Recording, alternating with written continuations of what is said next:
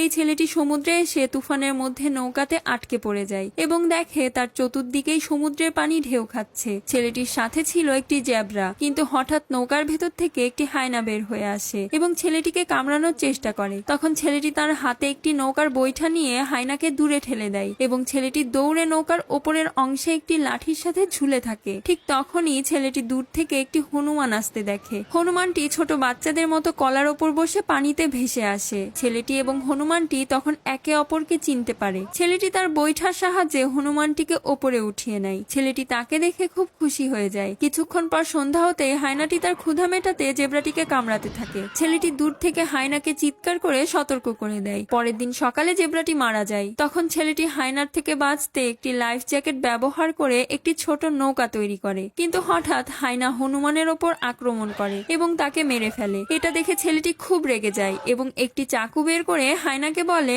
আজ তোর খেলা শেষ করে দেব। ঠিক তখনই নৌকার ভেতর থেকে একটি বাঘ বের হয়ে হায়নার ওপর আক্রমণ করে। বাঘটি তখন হায়নাকে মেরে ফেলে এবং তারপর বাঘ ছেলেটির ওপর আক্রমণ করতে যায়, কিন্তু ছেলেটি কোনোভাবে বেঁচে যায় এবং তার বানানো ছোট নৌকায় গিয়ে বসে। সেখানে ছেলেটি একটি বই থেকে সমুদ্রে বেঁচে থাকার কৌশল শিখে নেয় এবং সেই কৌশল ব্যবহার করে মাছ ধরে এবং মিঠা পানি সংগ্রহ করে। তখন বাঘটি দুর্বল হয়ে যায়। ছেলেটি নিজের বুদ্ধি খাটিয়ে সে নিজেকে বাঁচিয়ে রাখে এবং বাঘটিকেও বাঁচিয়ে রাখে। তারপর ছেলেটির নৌকা সমুদ্রের তুফানের মধ্যে পড়ে যায়, কিন্তু ছেলেটি কোনোভাবে তুফান থেকে বাঁচে এবং দেখে তার নৌকা গিয়ে একটি দ্বীপে পৌঁছেছে। তার সাথে বাঘটিও ছিল। ছেলেটা একটা গাছের শিকড় খেয়ে ফেলে। কামড় দেওয়ার পর ছেলেটি দেখে এটা গোলাপি রঙের একটি ফল, যাতে প্রচুর পরিমাণে পানি ছিল। ছেলেটি তখন জানতো না যে এই ফলটি বিষাক্ত কিনা। পরের পার্টটি দেখার জন্য প্লিজ সাবস্ক্রাইব।